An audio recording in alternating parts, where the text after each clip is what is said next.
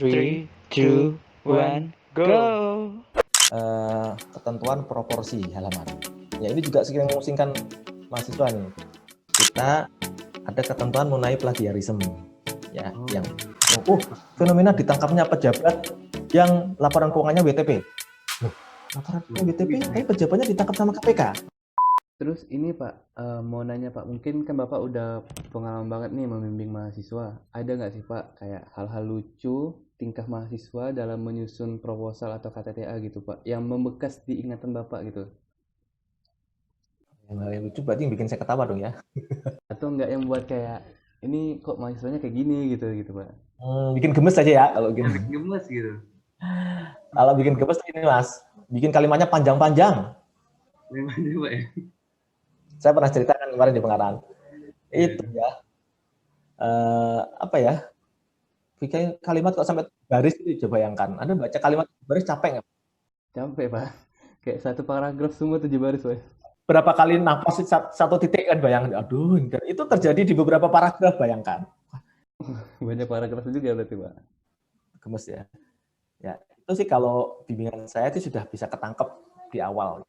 Tapi yang saya sebagai penilai kedua, saya nangkap itu. Jadi saya nggak enaknya karena, loh, berarti ya jadi nggak sama kolektif saya yang bimbing ini, apa jangan-jangan nggak dibaca sama dosen pembimbingnya atau dosen pembimbingnya bisa baca secara teliti sehingga kalimatnya panjang-panjang itu nggak diringkas gitu. Nah itu bikin gemes. Makanya kemarin saya bilang kalau Anda bikin kalimat maksimal satu kalimat itu 3 baris maksimal. Itu udah orang bikin capek ya. Syukur Anda bisa 2 baris maksimal. Jadi jangan panjang-panjang banget. Capek.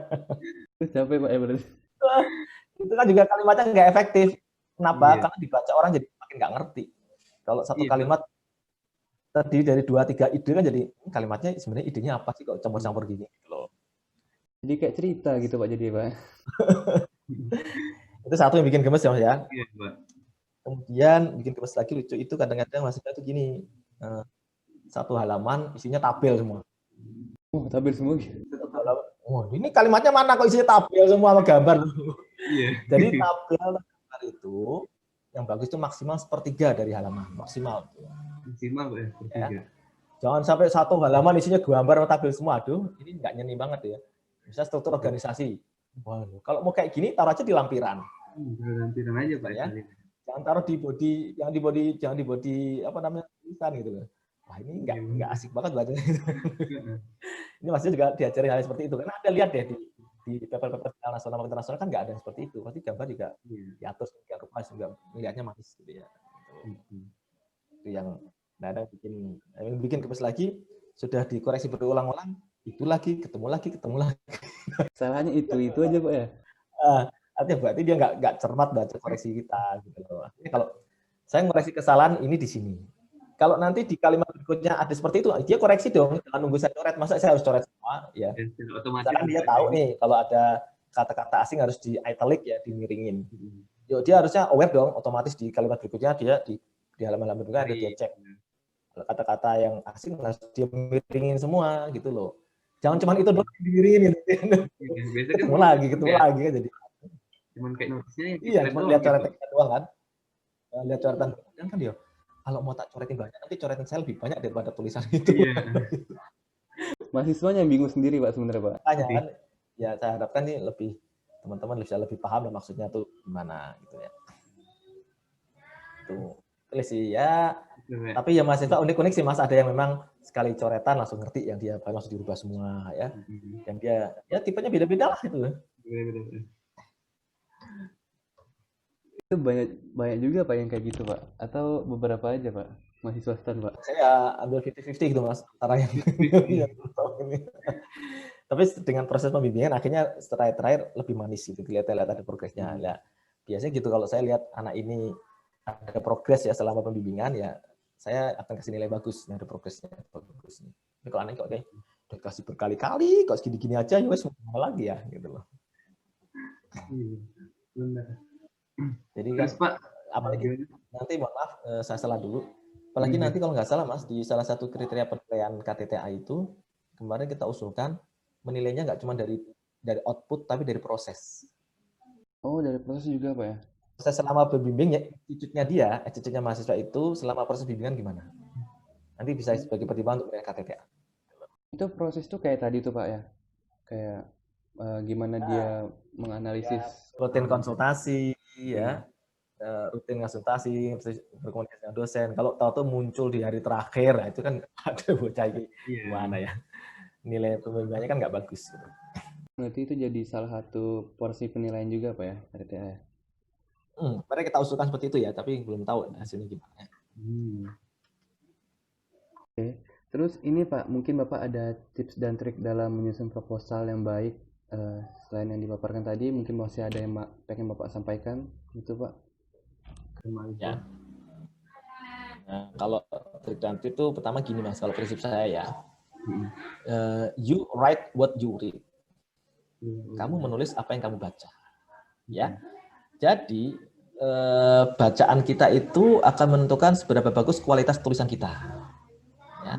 Maka supaya bisa bikin sebuah proposal, sebuah penelitian yang baik, maka kita banyak baca-baca artikel pada jurnal penelitian, baik jurnal nasional maupun jurnal internasional. Ya. Semakin banyak baca itu, maka Anda akan terbuka wawasannya nih. Nggak cuma wawasan, tapi juga gaya penulisan juga Anda akan terpengaruh. Kalimat yang efektif itu mana Anda terpengaruh. Dulu ya Mas, sebelum saya jadi di penelitian yang lebih dalam itu, saya dulu baca jurnal-jurnal, mohon maaf, jurnal nasional di Indonesia yang biasa-biasa aja itu kayaknya wah banget bisa bikin tulisan kayak gini. Tapi terus saya bandingkan dengan jurnal nasional yang Sinta 2, kemudian jurnal internasional, saya lihat, berarti tulisan kemarin saya baca itu, mohon maaf ya nggak ada apa-apanya dong. Kayaknya yang tadinya saya kagumi gitu ya. Kok beda banget, berarti kalau kita baca jurnal internasional, baca jurnal nasional, kok jauh banget kualitasnya ya. Kan ini untuk permasalahan yang sama, tapi gaya penulisannya itu keren banget kok jurnal-jurnal internasional. Memang tidak semua jurnal internasional bagus, tergantung jurnal internasionalnya ya. Tapi kalau jurnal internasional bereputasi, ya terindeks Scopus, terindeks yang lain itu dibaca tuh enak banget. Analisisnya juga runut bagus. Nah, jadi kuncinya Anda harus banyak baca. Baca apa? Paling pertama adalah baca artikel-artikel yang membahas topik yang akan kita tulis. Dari situ nanti teman-teman terbuka pemikiran, oh masalahnya tuh ini, cara menuangkannya begini. Ya. Semakin banyak baca, teman-teman banyak bahan untuk ditulis. Kan gitu ya. Nah, itu satu. Yang kedua, pokok men. Anda tuh kalau sudah punya ide, Anda langsung tulis saja. Tulis dulu sampai benar-benar Anda mentok. Karena begitu Anda terputus, terinterap, nanti Anda biar lagi, ambiar. Ya. Ketika ambiar, nanti terus mulai lagi, susah lagi kan itu ya. Ya. Maka kadang-kadang gini Mas, kalau saya kadang-kadang lembur itu karena saya lagi punya ide nih. Karena kalau saya tidur, besoknya itu saya udah lupa mau yang saya tulis itu ya. Nah, saya kalau itu terus dah. Minimal kalaupun saya lupa, saya tulis dulu di HP ya, ide yang mau saya tulis apa tadi, biar nggak lupa. Jadi tadi malam saya punya ide apa sih, ya tulis dulu ya. Jadi ketika punya mood nulis, tulis terus Mas. Kalau tuntas, nah, selesai baru ada waktu, luang lagi Anda baca lagi. Oh tadi kayaknya ada kalimat yang terlalu bersemangat, terlalu berapi-api, ya berulang. Nah, nanti gitu. Jadi aja dulu. Terus direview lagi, gitu loh. Terus kalau mau lebih enak lagi, ini tip ketiga adalah Anda kasih tuh ke adik Anda ya atau orang di rumah, kira-kira ngerti nggak bacaan tulisan Anda? Ya, lupa nggak bisa dipahami gitu Pak. Nah, kalau mereka yang orang umum saja ngerti tulisan Anda, berarti dosen Anda akan lebih paham lagi tulisan Anda. Tapi kalau orang awam aja nggak ngerti ya dibaca ini gimana sih caranya? Orang awam aja nggak ngerti gitu loh. Jadi tulisan yang baik, tulisan yang memang dibaca orang aja itu enak. Gitu. Ya. Jadi intinya tadi harus banyak-banyak baca, nulis ketika dapat ide, kemudian suruh kita review dan direview sama orang-orang yang ada di sekitar kita. Terus yang tadi banyak-banyak baca Pak, menurut Bapak wajib banget nggak sih kita baca-baca jurnal internasional Pak? Kan kebanyakan mungkin karena kita orang Indonesia cuma baca-baca yang bahasa Indonesia aja gitu Pak. Itu tergantung ini Mas ya, kesenangan orang kan, ada yang memang senang bahasa Inggris, pakai artikel bahasa Inggris ya. Tapi saya sangat menyarankan kalau mau jurnal nasional itu pakai yang Sinta tuh yang terindeks Sinta ya. Minimal Sinta 4, 3, Sinta 2 itu udah bagus ya. Kalau nggak ada indeks Sinta tuh biasanya tulisannya kurang ya. Jadi carilah jurnal yang diterbitkan oleh kampus-kampus yang bagus ya, misalkan PKN, kemudian cari jurnal-jurnal dari UI, dari Unpad, ya. dari UGM itu kan bagus-bagus ya. Iya. Ataupun sebenarnya nggak juga sih, ada juga kampus-kampus swasta yang jurnalnya bagus. Asal dia jurnal Sinta 2, itu bagus-bagus Mas artikelnya. Oh, Jadi iya. kadang-kadang gini, ini kampusnya tuh kampus nggak terkenal, tapi dia punya jurnal penelitian yang sudah Sinta 2. Itu kenapa? Karena proses reviewnya bagus ya, untuk ya bisa dimuat di situ, sehingga dia masuk indeks Sinta 2. Jadi kalau Anda baca jurnal yang terindeks Sinta 2, itu pasti bagus-bagus. Teman-teman tahu kan ya cara mencari artikel di Sinta 2 ya, di apa namanya, websitenya Kemendikbud ya, Sinta 2. Sinta Kemenristek-Dikti, Sinta Ristek-Dikti, nanti cari di Google. Itu kumpulan link-link jurnal-jurnal paper penelitian yang terindeks Sinta. Itu bagus. Mungkin kayaknya masih banyak teman-teman yang belum tahu sih Pak, karena apalagi waktu awal-awal ini kan masih kayak nyari topik aja susah gitu kan, apalagi nyari-nyari kayak gitu. Jadi bagi teman-teman yang mau cari itu di Sinta 2 Pak ya, di website Kemendikbud Pak ya. Itu kalau bagus sudah 2, bukan berarti Sinta 3, Sinta 4 nggak boleh aja baca ya. Itu juga bagus buat nambah. Tapi kalau Anda mau minimal ada 1 paper jurnal Sinta 2, yang lain mau Sinta berapa silakan ya. Itu sebenarnya buat Anda sendiri gitu loh. Wow, tulisannya bagus seperti ini toh. Gitu loh. Nanti Anda bisa merasakan bedanya deh. Paper yang di Sinta 2 sama di Sinta lain tuh beda banget. Karena mungkin kebanyakan teman-teman cuma nyari dari Google gitu Pak. Nah, Artikel ini, jadi kan kayak jadi gini, saya kasih tahu ya. Kalau di Sinta itu, kalau kita ketemu jurnalnya, Anda nggak bisa klik dari situ.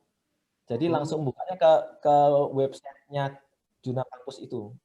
Jadi misalkan ketemu Jaki ya, jurnal akuntansi keuangan yang punyanya si UI.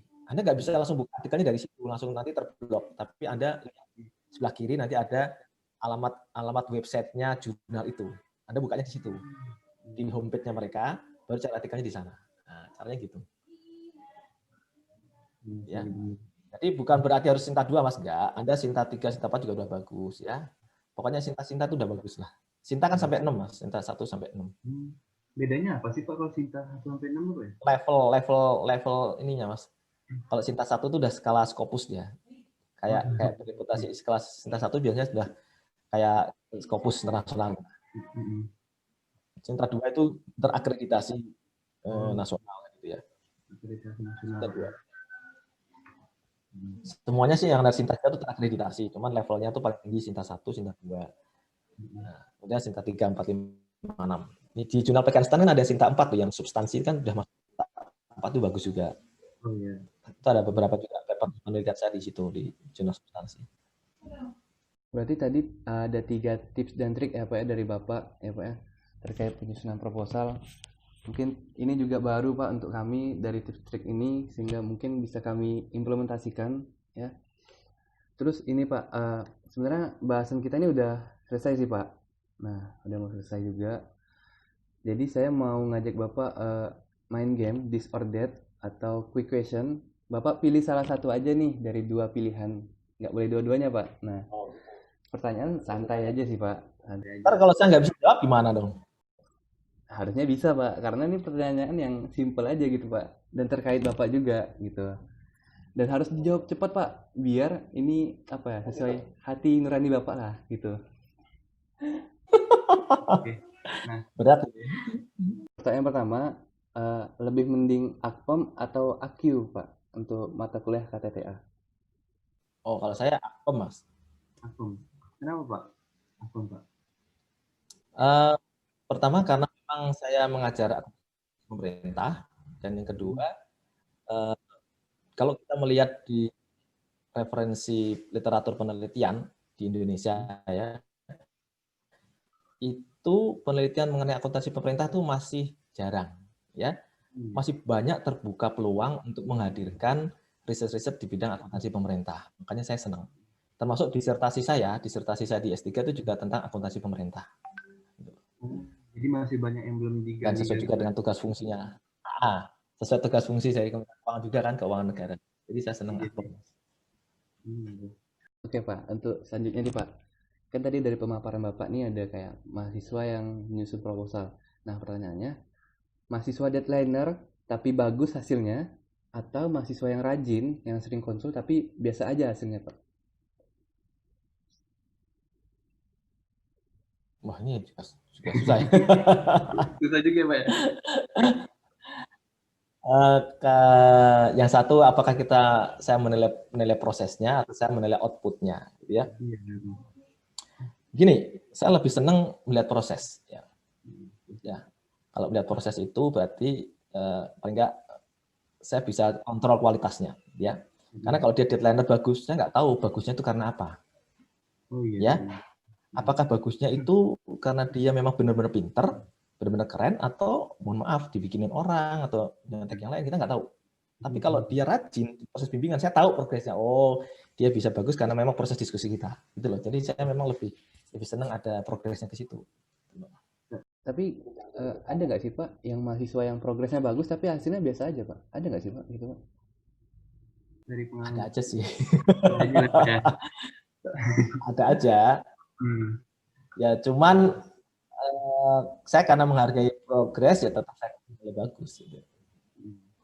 Oke. Terus ya saya nggak perlu kasih tahu lah saya ngasih nilai berapa kok KTTA. Iya. Terus ini yang masih bagus-bagus kok kalau yang saya bilang. Ini yang pertanyaan terakhir nih. Jadi dosen pengajar atau dosen pembimbing, Pak? Ngajar, dosen pembimbing. Ini terkait apa? KTTA? Ya, dosen pembimbing KTTA, Pak. Dosen pengajar mata kuliah gitu, Pak. Kan Bapak ngajar. Sebenarnya kalau saya jadi dosen pembimbing itu juga termasuk mengajar mata kuliah itu gitu loh. Ya. Kalaupun saya jadi dosen pengajar itu juga termasuk membimbing mereka. Saya suka kalau ngajar itu juga memberikan insight-insight baru mengenai ide-ide penelitian. Jadi itu tidak bisa saya pisahkan ya menurut saya. Jadi kalau saya di kelas, saya misalkan menyampaikan materi apa nih Mas, akuntansi siasat tetap ya. Makanya saya akan kasih clue, ini ya teman-teman ya. Ini nih ide penelitian terkait ini nih bagus kalau Anda gali di KTTA. Nah, saya kasih tahu gitu. Ya pernah saya nonton video Bapak yang ada itu nih Pak, ngasih insight gitu. Emang pernah nonton video saya? Pernah, saya selalu nonton video Bapak, Pak. Oh gitu. Iya. Jadi malu saya. Tentang ini Pak, Pak Migas nggak salah saya itu. Nah itu Bapak ngasih tahu ini nih menarik untuk dibahas katanya. Nah, saya selalu kasih gitu Mas. Dan itu ada loh yang benar-benar mahasiswa itu mengambil ide saya, meskipun dia nggak jadi bimbingan saya. Jadi waktu saya ajar, Pak, saya Bapak ajar di semester ini, saya kayak tertarik dengan yang pernah Bapak sampaikan di kelas. Oke, saya kasih tahu clue-cluenya gini, terus bahkan ada yang minta data, saya kasih data. Gitu ya. Jadi itu sebenarnya Mas, proses tridharma itu tidak dipisahkan antara pengajaran dan penelitian. Ya. Sehingga ketika dosen itu mengajar di kelas, dosen itu bisa membawakan hasil penelitian dia. Ya. Atau hasil penelitian dari dosen-dosen lain untuk dibahas di kelas, bisa gitu. Makanya di RPS Akpom itu kan kita cantumkan beberapa artikel dosen kan. Supaya teman-teman ini menyatu gitu loh, bahwasanya pembelajaran itu di kelas ada kaitannya dengan hasil penelitian. Nah, tridharma yang bagus itu kalau melibatkan kerjasama atau kolaborasi antara dosen dan mahasiswa. Itu prinsip saya. Maka saya penelitian itu suka ngirim jurnal-jurnal ke jurnal-jurnal itu kan tulisan mahasiswa dengan saya. Kan dari KTTA, dari skripsi saya kirim ke sana ya. Kemudian bahkan, mohon maaf ini memang mungkin dari sebagian orang akan debatable. Saya suka memberikan penugasan mahasiswa, tugas kelompok untuk bikin video. Tapi di video itu ada saya. Artinya apa? Saya ingin ada kolaborasi, bahwa supaya video ini bagus, saya masuk di dalamnya. Ada materi yang saya kawal. Ya. Sehingga ketika jadi, kita share ke mahasiswa merasa terlibat. Oh ya ada mahasiswa dan ada dosennya. Jadi kan disaksikan kan lebih bagus. Ya. Termasuk Pengmas, kegiatan Pengmas kemarin KKM. Ada proses kolaborasi antara dosen dan mahasiswa, itu yang bagus. Kalau untuk penilaian akreditasi kampus, itu nanti kita lihat banyaknya kolaborasi antara dosen dan mahasiswa itu mendapatkan poin yang lebih tinggi daripada hanya kerja sendiri-sendiri. Gitu, Mas. Kayak KKM sama Pengmas kemarin tuh dosen buat Pengmas juga, Pak ya? Pengmas KKM terintegrasi dengan Pengmas atau Pengmas terintegrasi KKM, balik-balik gitu ya. Berarti emang nggak bisa dipisahkan antara ngajar dan bimbing gitu. Berarti itu kalau menurut saya. Saya boleh dong Pak kayak nanya ke dosen terdahulu saya gitu Pak. Mungkin gitu Pak, untuk konsul. Nggak terbatas sama dosen pembimbing saya aja gitu. Nggak masalah, kita bertanya itu bukan untuk mengadu gitu ya, bukan mengadu pendapat dosen, tapi ingin memperkaya perspektif gitu ya. Asalkan dosen Anda tidak keberatan, nggak masalah. Kalau saya nggak masalah pribadi ya, ada yang nanya, meskipun dia bukan bimbingan saya jawab sebisa saya. Bahkan bukan itu Mas, mahasiswa saya yang sudah lulus nih, sahabat-sahabat saya yang sudah lulus ya, itu suka nanya tentang kerjaan. Oh, Suka nanya, Pak, ini ada yang konsultasi, ini maksudnya gimana? Saya jawab sesuai dengan kemampuan saya, gitu ya. Ada yang tetap bertanya, saya senang, artinya dia masih ingat saya, ingat apa yang saya ajarkan di kelas, dan konsultasi itu saya senang sekali. Mungkin terkait kasus-kasus di kerjaan kan beda kuliah sama kerjaan gitu Pak ya. Bahkan kalau dia sudah kerja tuh, mungkin kasus yang dihadapi lebih kompleks, bahkan ilmu dia nanti akan cepat berkembang daripada yang kita cuma di kampus ini. Jadi saya senang kalau dapat kasus, oh gini tadi di sini. Itu masih banyak. Terus selanjutnya Pak, untuk nutup sesi podcast kita nih, mungkin ada closing statement nih dari Pak Puji untuk kami dalam menyusun proposal. Closing statement ya. Jadi teman-teman semua, sahabat akuntansi, dimanapun teman-teman berada, yang namanya nulis KTTA itu adalah menuliskan sebuah hasil penelitian, ya. Yang namanya penelitian berarti itu kan harus dibuat secara teliti, namanya juga penelitian. Secara teliti berarti harus hati-hati. Makanya menulis penelitian itu menulis topik yang benar-benar dicintai, yang disukai apa, ya. Jangan membuat sebuah penelitian yang Anda nggak ngerti topik bahasan itu, karena Anda akan susah, ya. Prinsip kita dan prinsip banyak orang itu ya, itu penelitian yang baik adalah penelitian yang selesai. Percuma kita punya ide-ide penelitian besar, tapi nggak selesai-selesai, sampai menjelang deadline nggak selesai juga, berarti itu bukan penelitian yang baik, karena Anda terlalu ambisius. Atau bahkan karena Anda terlalu terus mikir, jadi nggak selesai-selesai juga. Nah, ya, mohon maaf. Jadi penelitian baik, penelitian selesai itu dulu. Maka idealnya memang ide atau topik penelitian itu berasal dari passion kita. Itu idealnya. Kemudian passion kita bertemu dengan ketersediaan data. Klop lah itu ya, antara passion dan ketersediaan data. Ketika dua-duanya nggak terpenuhi, maka harus memilih mana yang harus Anda tekankan. Apakah tetap idealisme Anda atau Anda concern-nya adalah kalau ada data ini bisa selesai penelitian saya. Anda bisa korbankan idealisme Anda untuk meneliti yang wah itu. Yang penting meneliti sesuatu yang datanya tersedia. Ya, nanti kalau Anda masih penasaran ini selesai jadi KTTA, Anda bisa tindak lanjut itu ide tadi untuk penelitian yang lain. Misalkan untuk skripsi, tesis gitu loh Mas. Itu ya. Jadi gitu triknya ya. Mudah-mudahan dengan prinsip seperti ini, penelitian itu harus selesai, maka teman-teman harus bisa pertimbangkan ide yang sesuai dengan topik dan ketersediaan data. Dan jangan lupa, penelitian KTTA, skripsi, tesis, dan disertasi hakikatnya merupakan sebuah penelitian bersama antara mahasiswa dengan dosen pembimbing. Yang namanya penelitian bersama, kita harus punya kesepakatan, harus punya satu kata.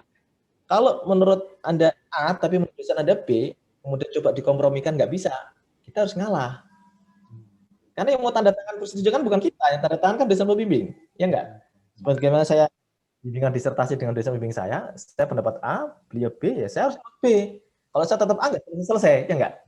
Jadi karena penelitian bersama, ya kita ikutin suara daripada dosen pembimbing kita. Kita percaya dosen pembimbing kita ini profesional, kompeten, pasti memberikan yang terbaik buat teman-teman semua. Ya, gitu ya Mas, dan jangan lupa ini pekerjaan berat, maka harus Anda iringi dengan banyak-banyak doa, ya, banyak beribadah, ya. Jangan Anda melakukan sesuatu yang tidak perlu. Ya, Anda sih boleh bersantai, main game segala macam, tapi jangan sampai itu melupakan pada tugas utama kita menyelesaikan antara lain tugas-tugas yang mulia yaitu KTTA ini. Gitu ya, Mas Ican dan teman-teman semua. Makasih banyak Pak closing statement-nya, dan waktu Bapak hari ini benar-benar menambah insight baru dan terutama menambah semangat baru Pak untuk saya dan juga teman-teman dalam menyusun KTTA. Nah, oke. Syukur kalau ada sesuatu yang bisa digunakan buat teman-teman semua ya. Amin. Makasih banyak ya Pak ya. Untuk teman-teman pendengar sejati CLBK, nah kita udah sampai di penghujung acara. Semoga apa yang ada pada hari ini, ada pada podcast kali ini bermanfaat untuk teman-teman semua, menambah semangat, menambah insight baru. Dan juga jangan lupa untuk menonton podcast kami terus di channel YouTube kami dan juga di channel Spotify kami.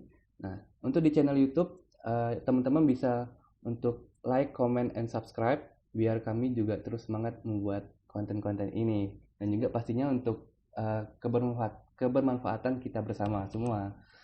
Oke, sekian dari saya, Ican. Pamit undur diri. Terima kasih. See you on the next video. Bye-bye. Sampai jumpa di podcast selanjutnya. Terima kasih.